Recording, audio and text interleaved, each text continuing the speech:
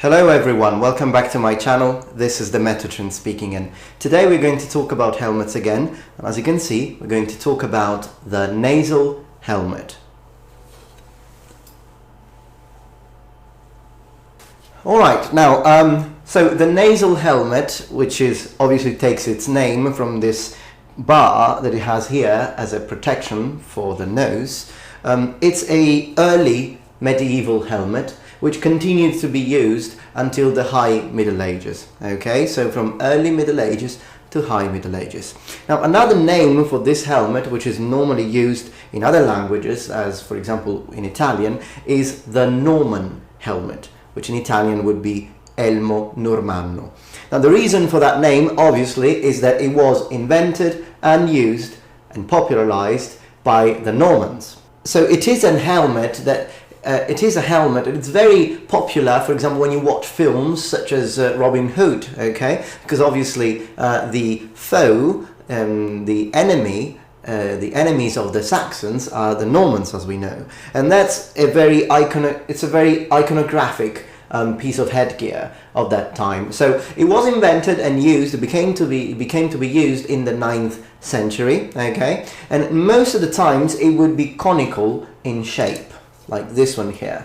Although towards the 12th century it started to become more rounded. Alright, now obviously, as I have said in other videos about helmets that you can find in my channel, this kind of conical shape, it was rather good against blows, right? Instead of having a flat surface which would take all the force of the impact, particularly of blunt weapons and such. So this was a fairly effective kind of protection for the head. The skull of the helmet could be made in two different ways with two different techniques. Either it would be raised out of a single sheet of metal, or it could be composite. Alright, so made of several segments. Now the latter being less valuable and less technologically advanced, and the former being more advanced. Okay. Now we said, as I said, it was the typical headgear and headwear of the Normans, but it was invented here in Europe, but it was also found and became rather popular in the Middle East and in Byzantium. So they kept on using this one for quite a few centuries, and then around the end of the 12th century it started to become less popular. Why? Because of the development of full helmets that would grant more protection to the face of the wearer. So it was used by mounted forces, particularly Norman knights, Norman mounted forces, and also by Norman infantry. So what we need to understand about this helmet being replaced by the great helm eventually, which, as you know, it's a helmet which gives you full protection of the face, it was rather a gradual thing, so to speak. It kind of had an evolution, shall we say, or involution from my point of view, because from these conical shaped ones we moved into flat surfaced nasal helmets, which you probably have seen in video games. For example, in Mountain Blade you see those, but also in other games. And then from those a stronger and more plates were added to protect the face. And that was basically the predecessor of the cylindrically shaped great helm, which we know from the Templars, for example. But the abandoning of these helmets in favor of the great helms or any helmet which granted better protection wasn't a universal thing.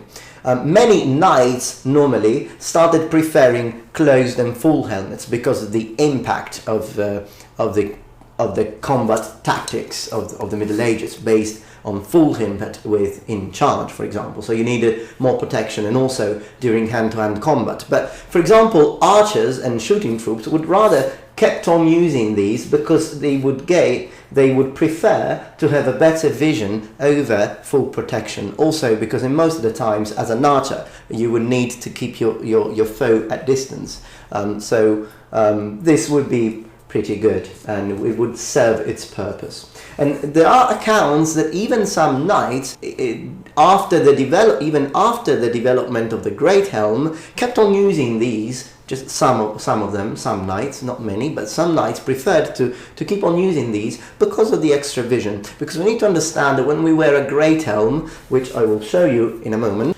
the vision that you have and also the hearing that you have is very impeded. Whereas with this one, vision and acoustics have absolutely no disadvantages at all. Okay, so let's compare the two helmets. Alright, so here they are, the great helm and the nasal helmet. But obviously the first thing that strikes is to the eye is the fact that, that this one here grants you complete and full protection, as I said. But another problem, not only being vision, is also the fact that it would overheat a lot, as I have said in other videos, and even if with all these holes for ventilation, it would be a problem breathing in these, okay? So you could breathe, but it wouldn't be the best of the situation. Whereas with this one here, you would have, good vision, excellent vision, but your face would be completely unprotected. So what they did in the early Middle Ages would be to wear this one on top of a male coif. And there were two ways to do that.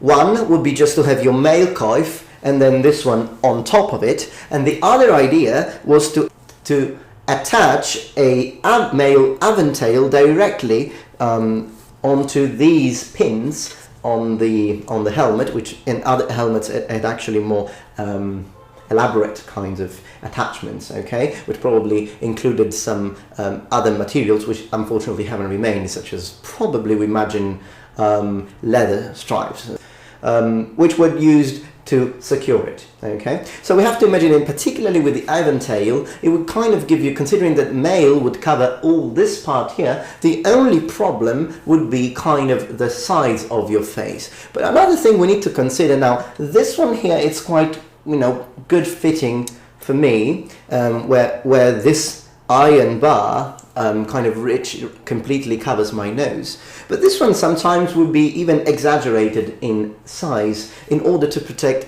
as much as possible. So you do see occasionally nasal helmets which have this bar here reaching even almost on top of the mouth. Okay, so the amount of protection that this one gives is rather good, maybe even better than what we think, particularly if you consider some films when we see people always breaking the nose of the wearer of this, as almost if this thing's purpose was to break the nose of the wearer, which makes absolutely no sense. So this would give some good protection, perhaps not entire protection, but we have to imagine, slashes trying to kind of bouncing on top of this thing, okay? So that was kind of the idea. And also it would kind of give, it would give a double layer protection on the interception here, okay? Which would be the exact middle of the forehead. So yeah, a part you definitely want to protect. As my personal taste, it is not one of my favorite, but it is so iconographic that I was very happy to add it to my collection. Also because it kind of makes you remember lots of video games and lots of films that we have seen, and a lot of medieval iconography from books. So it kind of gives you that idea of early Middle Ages, high Middle Ages. Alright then, as you know, it is now wearing time.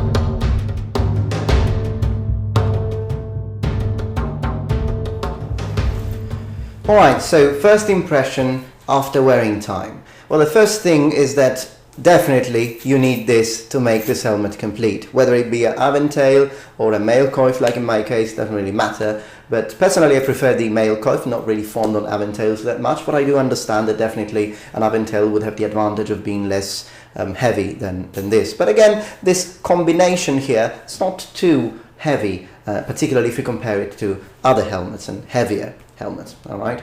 Now, this thing, as you can see, the amount of face that it's free, it's good enough for vision. Vision is just perfect. And although I am vulnerable to precise striking, like piercing, again, slashes would probably kind of not kill me, which is basically the whole purpose with this. So my overall idea is that it was definitely a good helmet, probably not one of my favorite, but I do understand why it was used for such a long time. Alright then, I hope you enjoyed this video. If you did, please thumb up and subscribe to my channel. And also, let me know in the comments below what you think about the Nasal Helmet, the Norman helmet.